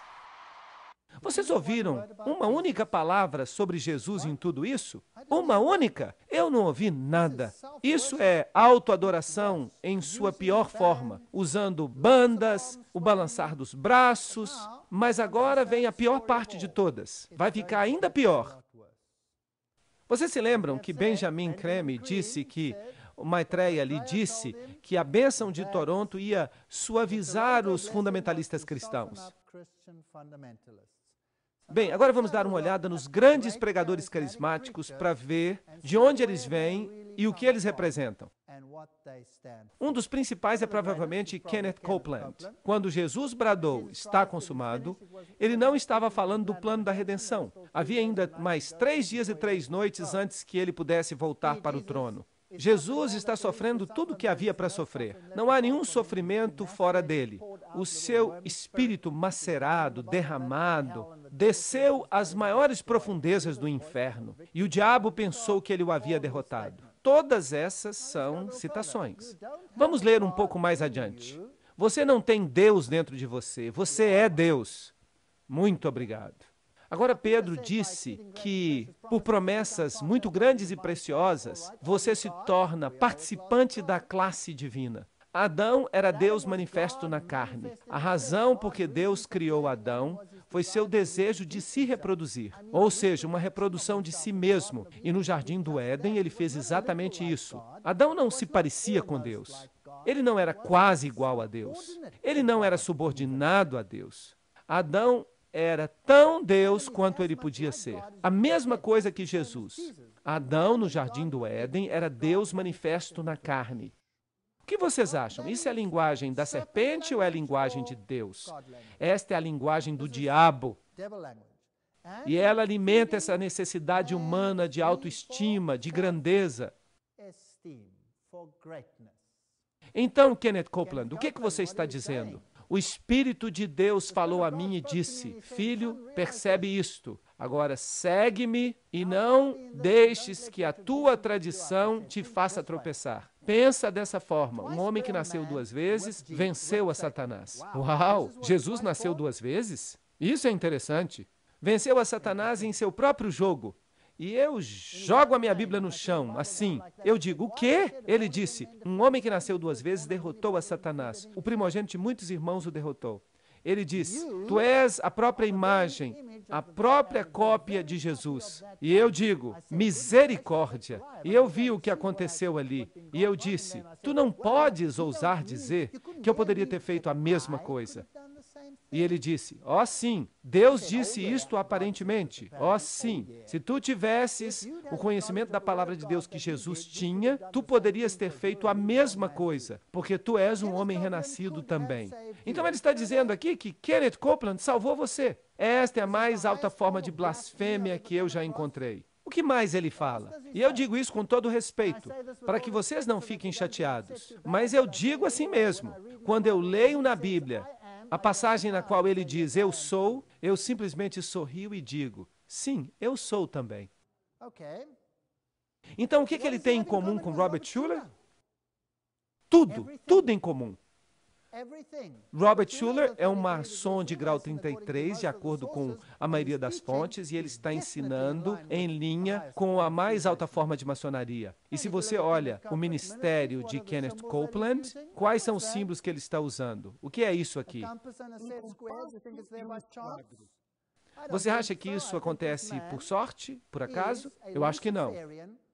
Eu acho que este homem é um luciferiano que se fantasia em vestes de justiça, enganando a milhões. É isso que ele está fazendo. Assim como acontece com Robert Schuller, e parece acontecer também com outras pessoas. Deus fica do lado de fora, olhando para dentro. Ele não tem nenhum direito legal de entrar na terra. Essa terra não pertence a ele. Eu não quero nem ouvir o resto, porque isso me irrita. A maçonaria, o movimento Mormon, Kenneth Copeland, todos eles dizem a mesma coisa. Adão é o nosso pai e nosso Deus. Foi isso que disse Brigham Young. E Copeland diz exatamente a mesma coisa. Aí está a revista do Copeland. O nome dela é Grito. São todos símbolos da maçonaria, alguns bem baixos. Ali está o pentagrama de cabeça para baixo. Todos são símbolos que vocês precisam ver para entender de onde este homem vem. E se você não perceber esses símbolos, a própria declaração dele demonstra isso. Vejam aqui esses movimentos de mão. This is the Believer's Voice of Victory broadcast. Today, Gloria Copeland, my wife, will be concluding her series on the Spirit of Faith. Agora, se você não sabe, este aqui é o símbolo do bode, que é usado por muitos satanistas. Tá certo, talvez pudesse ser um mero acaso, mas eles os usam com tanta frequência que eu não acho que seja por acaso. Vamos dar outra olhada nele. Vejam a sua mão. Physical nature he has the traits of his mother. Vejam que declaração interessante de Kenneth Copeland. A natureza física de Jesus tinha traços da sua mãe. Que teologia é essa? Essa é a teologia católica para os iniciados. Essa é a teoria maçônica. Essa é a teoria satânica. Tão simples assim. Porque eles dizem que Jesus recebeu os seus atributos de sua mãe, não de seu pai. E esse ensinamento não é bíblico, é maçônico. Vamos ouvir mais alguma coisa que ele tem a dizer. Vamos ficar bêbados com o Espírito Santo. Vamos ficar bêbados com o Espírito Santo em vez de com cachaça ou outra bebida. Louvemos a Deus, aleluia. Sim, glória a Deus. Sim, eu faço isso por Jesus. Então você pode ficar bêbado para Jesus, sem usar cachaça, e ele faz isso para Jesus. Mas fica ainda mais interessante. Escutem. Essa é provavelmente a maior igreja carismática do mundo, o movimento Rema. Vocês já ouviram falar dele? É um movimento mundial e ele usa a espada, a palavra Rema, no centro de treinamento bíblico. As pessoas que controlam esse movimento, seus fundadores, Kenneth Hagin e sua esposa, são considerados alguns dos principais mestres carismáticos do mundo hoje. Eles usam o escudo da fé aqui, que é o mesmo que os cavaleiros templários usam. Eles têm um grande prédio em Oklahoma. A única diferença entre eles e Oral Roberts é o estilo de música. O estilo de música. Eles têm um enorme palco central que eles podem levantar, onde a banda pode subir e descer. Oral Roberts usou o símbolo maçônico no seu jornal e ele colocou esse obelisco maçônico nele. Ele pertence ao mesmo movimento que os outros. Este aqui é Oral Roberts. Ele usa o triângulo de cabeça para baixo, ele usa o homem com o braço levantado no triângulo, com uma chama em cima. São todos símbolos do ocultismo. Ele usa as mãos orientais aqui. Aqui ele está orando por milhares de cartas. Foi ele que disse que se os americanos não lhe dessem $500 milhão no final da semana, Deus ia matá-lo. Eu teria testado o Senhor com respeito a isso. Eu não teria lhe dado dinheiro. Aqui está o seu edifício. O design é altamente simbólico. Os dois pilares que enfeitam o edifício representam os pilares do Templo de Salomão. Aqui nós temos símbolos maçônicos, ali de novo. Tudo é baseado na estrela de Davi. Tudo que se encontra nesse complexo são símbolos do ocultismo. Agora vamos dar uma olhada no culto do Kenneth Hagin, o fundador e profeta do movimento Rema, o maior movimento carismático mundial. Vai desde a África do Sul até os países do Oeste comunista, até a China, o mundo todo, e literalmente milhares de pastores vêm a este centro para serem treinados.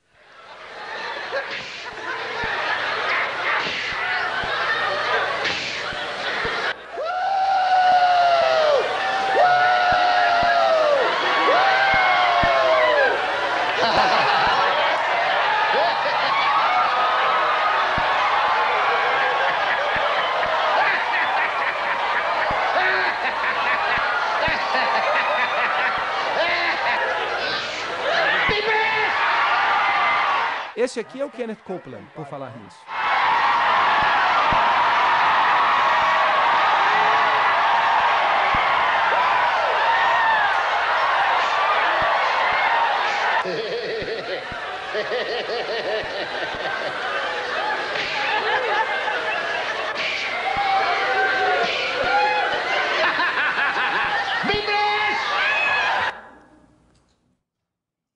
Muito interessante. Vamos dar uma olhadinha. Há algo que eu quero mostrar para vocês.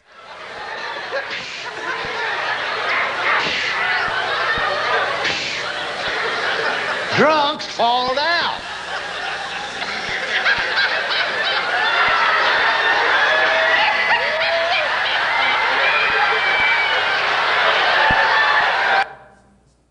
Bem, no final, eles ficam dando saltos, como acontece também no lado oriental. Aqui está o famoso pregador da televisão, Jesse Duplantis. Vamos dar uma olhada nele. I do know when I start doing things for God in a big way, like buying more television time, building. Vocês viram o movimento que ele fez com as mãos? Bem, vamos adiante. Jesse Duplantis fala: Deus preparou esse homem para se encontrar conosco, pois nós podemos ser uma bênção para ele. Ele está falando daquele homem. Eu fico imaginando, quem é esse homem? Será que você pode explicar melhor, Jesse Duplantis? Thinks that no one will pick this up. Listen for the words, go and F Satan. I love. She gets so frustrated. I love you. She gets so frustrated. I love you. Muito bem. Está tudo muito escondido, não dá para ouvir nada. Mas se você diminuir a velocidade, e se você estivesse no estúdio, você poderia, de fato, ouvir o nome de Satanás ser pronunciado nessa manifestação do dom de línguas. Mas agora está ficando um pouco melhor. Eles vão dizer de novo. Vocês estão ouvindo?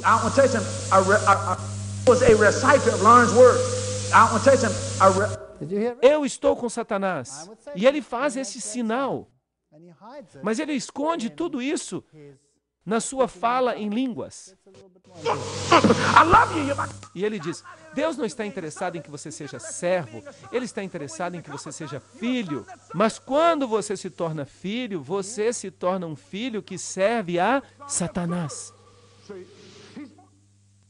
Isso é muito interessante. Quem então são essas pessoas que usam símbolos satânicos e arrecadam milhões e milhões de dólares para pregar o Evangelho?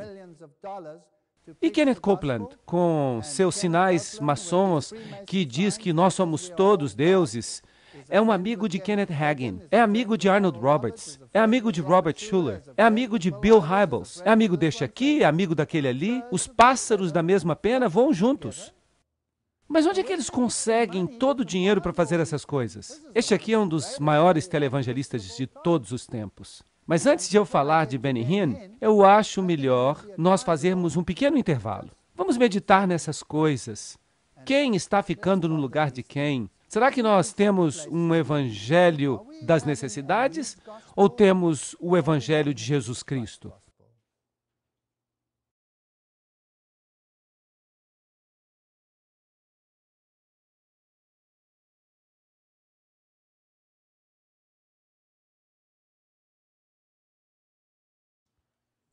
Eu quero falar sobre Benny Hinn. Benny Hinn é um dos maiores televangelistas, provavelmente. Agora, ele é um curandeiro. Ele identificou uma necessidade, a necessidade do homem de cura. E ele procura, então, suprir a essa necessidade. Sua filosofia é, segundo ele, citação, não me digam que vocês têm Jesus. Vocês são tudo o que ele era e tudo o que ele é e sempre será. Não digam eu tenho, digam eu sou, eu sou, eu sou, eu sou. Essa é a mesma coisa que Robert Schuller disse. Em outras palavras, este homem está dizendo que ele é Deus. E ele está vestido de branco. E ele vai apresentar esse tipo de evangelho. Será que ele está dizendo que nós somos pequenos deuses?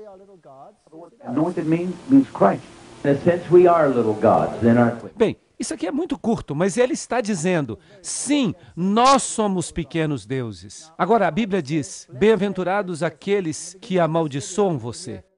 No início deste vídeo, você vai ouvir Kenneth Copeland dizendo que aqueles que vão contra o seu ministério, que eles morram e que muitos deles tenham câncer. E então você vai assistir a Benny Hinn reagir àquelas pessoas que se opõem ao seu ministério.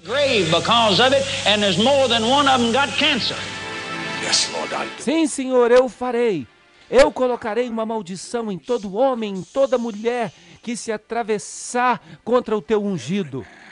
And every woman that will stretch his hand against this anointing, I curse that man. Eu amaldiçoo aquele homem que ousa falar uma palavra contra este ministério.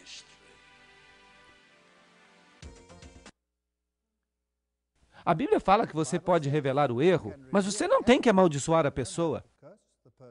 Eu não faria isso. Kenneth Copeland, Kenneth Hagin, Benny Hinn, todos eles alegam ter falado com Jesus aqui na Terra. It was as though someone plugged me into electricity. Foi como se alguém me ligasse à eletricidade. O meu corpo inteiro ficou formigando com esta sensação de poder, esta sensação repentina. E então, a poucos metros de mim, eu vi o Senhor. Ele tinha 1,80 m, talvez 1,82 m ou 3 m, cabelo longo, castanho, olhos azuis claros. Seus olhos, eu nunca vou me esquecer dos seus olhos. Eles olharam bem para mim. De manhã eu acordei e eu disse para minha mãe, eu falei, mamãe, na noite passada eu via Jesus. A minha mãe olhou para mim e ela disse, bem, então você deve ser um santo. Tá bom, ele viu Jesus. Jesus apareceu para ele como apareceu a outros. Agora, você pode ver a Jesus numa visão. Você pode ter uma visão, ser levado a Jesus e vê-lo. Mas Jesus descer a essa terra e aparecer para você, isso não é bíblico. Isso é espiritismo, sabem por quê? Porque a Bíblia diz, eu vou preparar-vos lugar, e quando eu for, eu vos levarei para que estejais onde eu estou. Enquanto isso, eu vou enviar o quê? O Consolador. E ele será convosco até que Jesus volte. E ele vai estar com vocês até que Jesus volte. Então, se alguém diz que ele viu a Jesus aqui na terra, ou onde quer que seja, isso é espiritismo. Jesus falou, não creiam quando eles disserem, ele está aqui, ou ele está ali, ou ele está dentro de casa. Isso não é verdade. É por isso que é espiritismo. Dê uma olhada em Bonnke e Benny Hinn.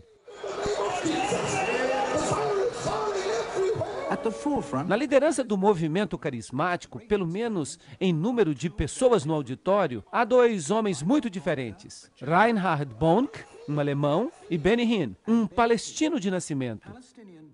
Eles lideram um negócio muito competitivo da televisão americana, o evangelismo.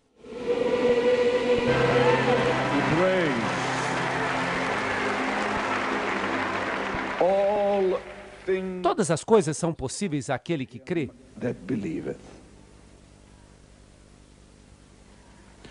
Todas as coisas são possíveis àquele que crê.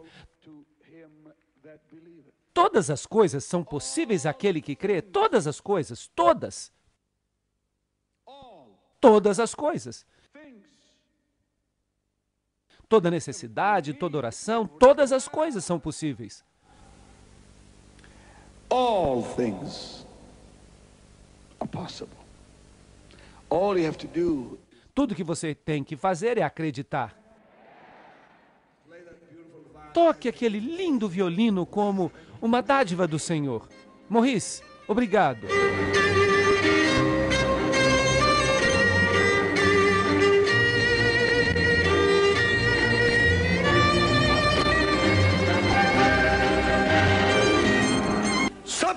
Substância. O que aconteceu com o homem? Há 10 anos, pastor, ele teve um acidente com uma tora. Mas o poder de Deus desceu sobre ele hoje à noite. James McRae. Infelizmente, a condição de James deteriorou desde então. O movimento agora é muito doloroso. Ele não pode mais se vestir, mas James permanece convencido de que um milagre aconteceu. E ele tem recusado os medicamentos oferecidos pelos médicos e a operação que os médicos agora acham que é imperativa.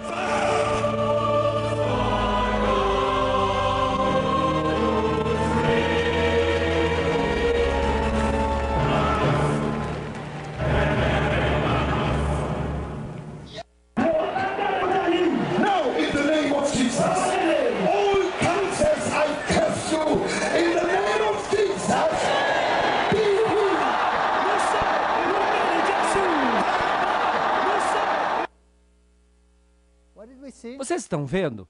O que será que ele está fazendo aqui? Vocês perceberam essas pobres pessoas sentadas ali? São pessoas doentes. E elas recebem esse ministério, essas gotinhas. E qual é a esperança que elas têm? A esperança de serem curadas. Ele está procurando resolver uma necessidade. Ele identificou a necessidade de saúde e de cura. E ele enganou essas pessoas, dizendo que ele ia suprir a essa necessidade. As pessoas creem no engano e Deus não está nisso. Porque aqui há outro espírito, como vocês verão em um momento. Esse aqui era Mesmer. Ele hipnotizou esta mulher. Este aqui é Benny Hinn. Enquanto ele hipnotiza uma mulher. E na entrevista perguntaram a ele se o que ele fazia era hipnose. E então disseram para ele, o que você está fazendo é hipnose. E os melhores hipnotizadores dizem que é um tipo muito eficiente de hipnose. Agora, notem o que ele faz quando as pessoas são mortas no espírito. A unção, o carisma pessoal e técnicas bem treinadas de manipulação da multidão. A tudo isso, Benny Hinn acrescenta um ingrediente. De fato, é um velho truque da hipnose. Tem estado por aí faz centenas de anos. Coloquem fogo no coral. Percebam esta mulher aqui. Primeiro ela olha para trás para saber onde ela vai cair. Abram mão de toda resistência. Então, primeiramente, ocorre a clássica indução hipnótica. Não mais proteja suas emoções. Torne-se completamente aberto. Porque a unção exige que toda parte de seu corpo seja aberta. Nesses momentos, você precisa se tornar extremamente frágil, extremamente sensível.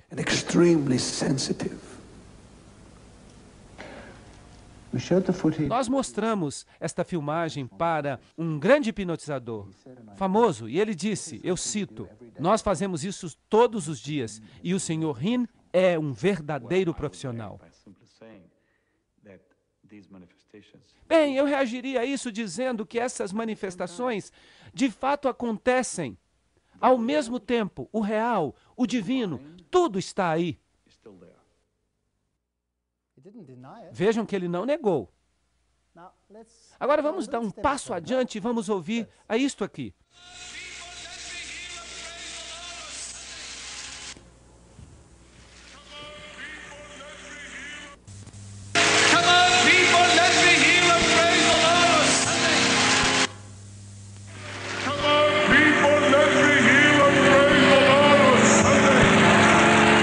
Ele está dizendo, venham todos, eu quero ouvir vocês louvando o nome de Satanás. Vamos tentar outra coisa. Esta é a transmissão da voz de vitória do crente. Hoje, Gloria Copeland, a minha esposa, vai concluir a sua série sobre o espírito da fé. Agora, lembre-se dos sinais que eles fazem e de como eles dizem essas coisas? Vamos ouvir a entrevista com Larry King. Nós estamos de volta com Larry King ao vivo, direto de Monte Carmelo, na Pensilvânia, com o pastor Benny Hinn. Alô? Sim, boa noite. Eu acredito que haja falsos profetas no mundo hoje. E nós temos visto alguns televangelistas que apostataram. Eu fico imaginando o que de fato separa o Sr. Hinn dos outros televangelistas que estão por aí. É bem simples. Jesus disse, pelos frutos os conhecereis. É só prestar atenção nos frutos das pessoas. Vocês estão vendo? Nas próprias palavras dele. Observar os frutos das pessoas. Então, quais são os frutos dele? Vamos perguntar para ele. Este é o vídeo de uma festa que aconteceu na casa dele. Agora ele está dando heroína a este obreiro.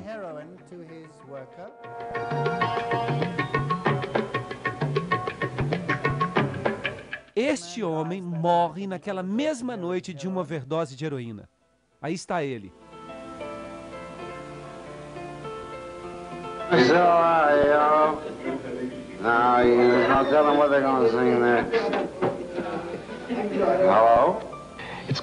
É bem simples. Jesus disse, pelos seus frutos os conhecereis. É só observar os frutos da pessoa. Se eles demonstram ter uma vida pura, um caráter cristão, se eles mostram o verdadeiro cristianismo, então eles são reais.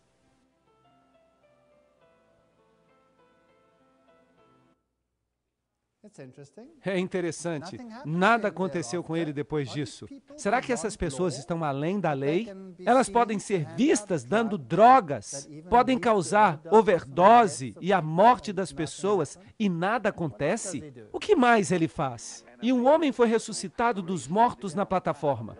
Isso é um fato. Eu estava em Gana recentemente pregando uma noite. Eles trouxeram um homem e esse homem foi colocado na plataforma e ele estava morto. O homem estava morto. Foi uma coisa assustadora. Agora, eu vi quando eles pegaram o corpo dele e eles passaram o corpo dele de mão em mão e o colocaram no palco. E por trás de mim, esse homem se levantou e começou a andar.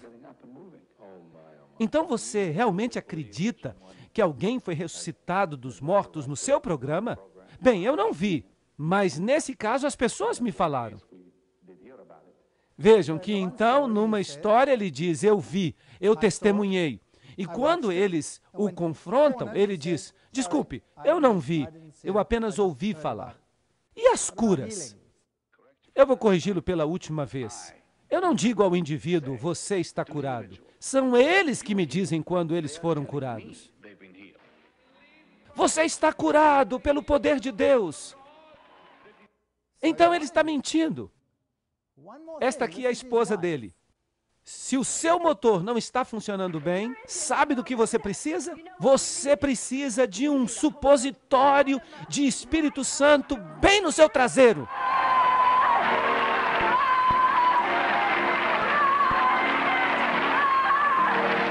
Vocês ouviram o que ela disse?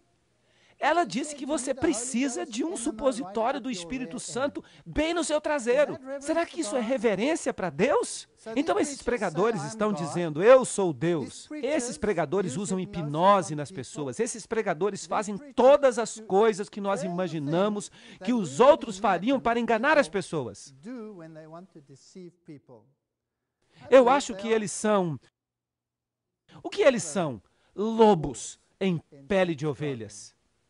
Eu acho que esses grandes pregadores, muitos deles, não todos eles, entre eles há provavelmente muitas pessoas sinceras, mas muitos deles são espiões, agentes treinados, que têm cargos altos na maçonaria, treinados pelos jesuítas para enganar os protestantes, para que eles aceitem uma mentira e comecem a adotar uma religião com base nas necessidades humanas, em vez da verdadeira religião de Jesus Cristo. Este é um ataque não contra você, nem contra mim. Este é um ataque contra Jesus Cristo. Eles o estão desviando. Eles o estão colocando onde eles o querem, no pó. E eu acho que é hora de nos levantarmos por Jesus Cristo e por essas pobres almas que foram enganadas. É hora de as pessoas perceberem que a sua única esperança é Jesus Cristo e ninguém mais. Só Jesus pode salvar você, mas você precisa admitir que você precisa dele. E ele é que vai satisfazer as suas necessidades, sem segundas intenções. Agora, se você o quer simplesmente porque você precisa que a sua necessidade seja satisfeita, que tipo de relacionamento é esse? Como você gostaria de ter um relacionamento com alguém que viesse a você somente quando precisasse de alguma coisa? Você gostaria disso? Você gostaria de ter um relacionamento com uma pessoa que está numa viagem egoísta, simplesmente porque ele é capaz de satisfazer uma de suas necessidades? Algumas pessoas são boas em satisfazer as necessidades. Elas saem por aí e encontram tudo quanto é tipo de pessoas fracas no mundo, e elas satisfazem as suas necessidades. E isso lhes dá uma certa excitação. Não há nada errado em ajudar os pobres, nada errado com isso, mas se com isso você atrai a atenção da pessoa para você e você se torna o grande herói, em vez de ajudar a pessoa humildemente, então nós temos um problema. Os olhos deveriam ser atraídos para Jesus. Se você tem dificuldades com isso, então ajude as pessoas em segredo. Não busque ser louvado pelos homens. Saia por aí e coloque dinheiro na caixa de correio de uma pessoa que é pobre e não fale isso para ninguém. Não bata na porta e diga, eu acabei de satisfazer as suas necessidades, porque senão as pessoas vão ficar idolatrando a você. De fato, talvez elas até se sintam mal com isso, você sabe. Mas se elas recebem o dinheiro na caixa do correio e ninguém sabe, elas ficam surpresas. E elas não podem agradecer a ninguém, exceto a quem? A Deus. E não há ninguém que faz o bem, ninguém. Somente Jesus Cristo, que é o caminho, a verdade e a vida. Este aqui é provavelmente o maior curandeiro do mundo hoje em dia. Ele é maior do que Benny Hinn. Benny Hinn faz na televisão. Este homem, eles o trazem em jatos. Eu fui enviado à Terra para salvar o mundo. Que arrogância! Ele, como Benny Hinn, também usa branco. Aqui está o símbolo dele, Jesus Cristo dependurado na cruz. E ele tem essas palavras árabes aí. Em árabe está escrito, não há Deus senão Alá. Isso é interessante, não é isso que a maçonaria faz? A pessoa divina que está em mim pode fazer milhões de coisas ao mesmo tempo. Eu posso aparecer a milhares de pessoas em seus sonhos, em qualquer parte do mundo, para libertá-las de sua doença, de seus problemas, de suas aflições. Percebem? Ele está dizendo que ele também satisfaz as necessidades. É ele que satisfaz as necessidades. E percebam, não importa se é uma coisa abertamente diabólica ou se é alguma coisa disfarçada que está lá nos parafusos, lá na parte interna da máquina. Se você quer ajudar uma pessoa, não fale para essa pessoa que isso é cristianismo. Fale para ela que o Senhor o motivou a ajudá-la. Que o seu Senhor fez com que você tivesse a disposição de ajudar as pessoas. Mas não faça disso a sua religião. A sua religião é Jesus Cristo. E a minha religião deveria ser Jesus Cristo. Não há nenhum outro além dele. Aí está o centro que ele construiu. E milhares de pessoas são curadas aí. Ele se chama TB Josué. Josué significa o Senhor me salva. E além disso, ele gosta de ser chamado Emmanuel, Deus conosco.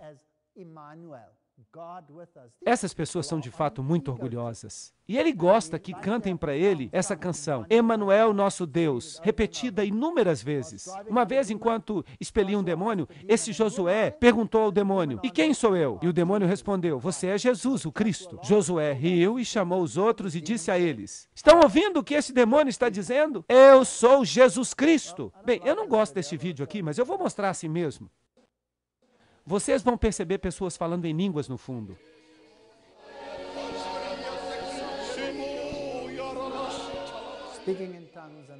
Ele é pregador carismático, muito famoso. Ele traz aviões cheios de pessoas para ver o tal do TB Josué.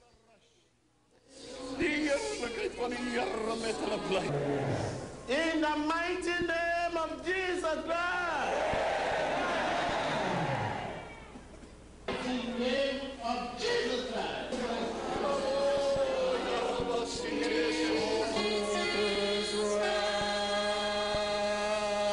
happening already.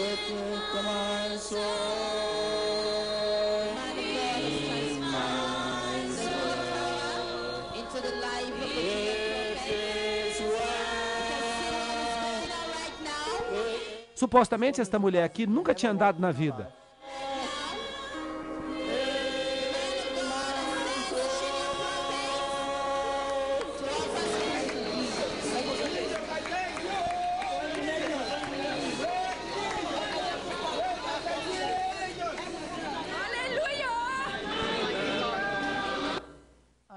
Basta, eu não quero ver mais.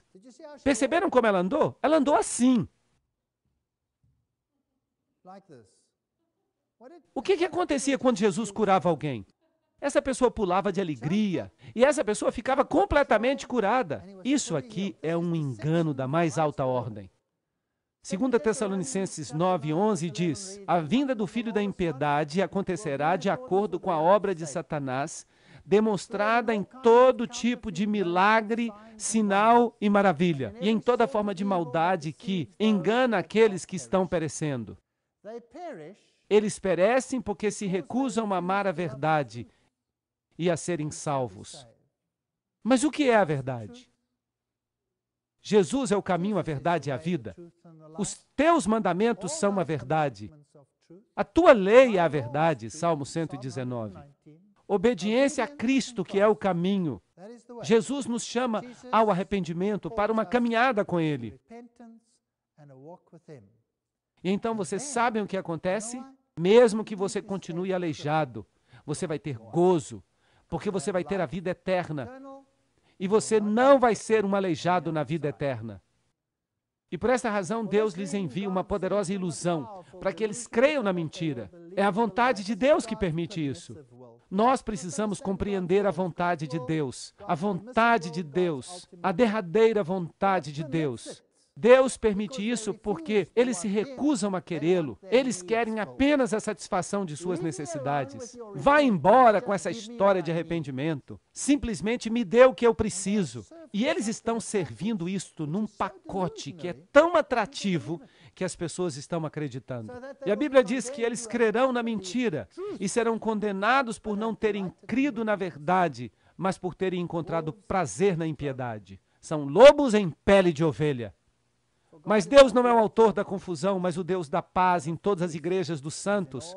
1 Coríntios 14, 33. Eu gostaria de fazer um apelo para que nós sirvamos a Jesus Cristo em justiça e em verdade. Para que nós olhemos o nosso próprio coração e digamos: será que eu sou de fato essa pessoa maravilhosa ou será que eu tenho defeitos? Será que há alguém aqui hoje que não tem pecados? Será que há alguém aqui hoje que nunca fez nada para que precisasse de perdão? Será que não há ninguém aqui que nunca pisou em outra pessoa? Será que há alguém aqui hoje que nunca manipulou outra pessoa pelos seus próprios interesses? Eu duvido. Nós todos precisamos do Espírito de Jesus Cristo. Amor total, sem egoísmos. Somente Jesus pode oferecê-lo a nós. E quando eu venho à igreja porque eu sou grato. Eu sou grato a Jesus. Eu venho à igreja não para que as minhas necessidades sejam satisfeitas. Eu não quero apenas pão e peixe. Mas Deus há de me conceder pão e peixe se eu o sirvo. Buscai o reino de Deus em primeiro lugar e a sua justiça, e todas essas coisas vos serão acrescentadas. O meu Deus vai tomar conta de suas necessidades. Eu já tive muitos períodos de pobreza na minha vida. Eu estive em situações nas quais eu literalmente enfrentei a morte ou a violência muitas vezes. As pessoas que não vivem no meu país não conseguem entender isso muito bem, mas eu sei o que significa confiar em Deus. Eu aprendi isso pela experiência e eu sei que Ele me ajudou todas as vezes. Deus tem essa mania de esperar até o último segundo, mas Ele sempre vem em nosso auxílio. E por que será que Ele permite, então, que as coisas se compliquem até o último segundo? Para que nós aprendamos a confiar nele, não importa qual seja a situação. Sabem de uma coisa? Eu amo o caráter de Deus. Ele nunca me obrigou a fazer nada. Nenhuma vez. Em toda a minha vida, Jesus me obrigou a fazer algo. Nunca. Sabem por quê? Se eu tivesse o privilégio de me ajoelhar diante dele, eu tiraria a coroa e a colocaria aos seus pés. Por quê? Porque eu não a mereço. Ele é que merece. Mas o que ele faria? Ele diz, não, ela é sua. E ele nunca vai me lembrar de todas as coisas boas que ele fez por mim. A salvação em Cristo é tão completa que nós nos levantamos diante de Deus como se nós nunca tivéssemos cometido um único pecado. O nosso pecado vai ser removido de nós, assim como o Oriente dista do Ocidente. E se você perguntar a ele, que pecados eu cometi? Ele vai dizer, eu não me lembro. Nós nunca nos sentimos como se nada fôssemos na presença de Cristo. Nós seremos filhos e filhas de Deus, agentes livres, mas obedientes e desejosos de servi-lo por nossa própria escolha, por causa do seu caráter. E se não pudermos compreender isso, que tipo de vida teríamos em nossas igrejas? Que tipo de culto nós teríamos em nossas igrejas? Nós não viríamos para as igrejas e ficaríamos brigando se nós queremos música sertaneja, ou rock, ou heavy metal, um tipo ou outro. Não, não, não. Nós viríamos para a igreja cheios do amor de Jesus Cristo para dizer, nós te agradecemos por todas as tuas bênçãos. Se o cristianismo pudesse mais uma vez se apegar a Jesus e se livrar de todas as mentiras, que reavivamento nós testemunharíamos. Que Deus abençoe a vocês. Que Ele os guarde enquanto vocês meditam nestas coisas. Amém.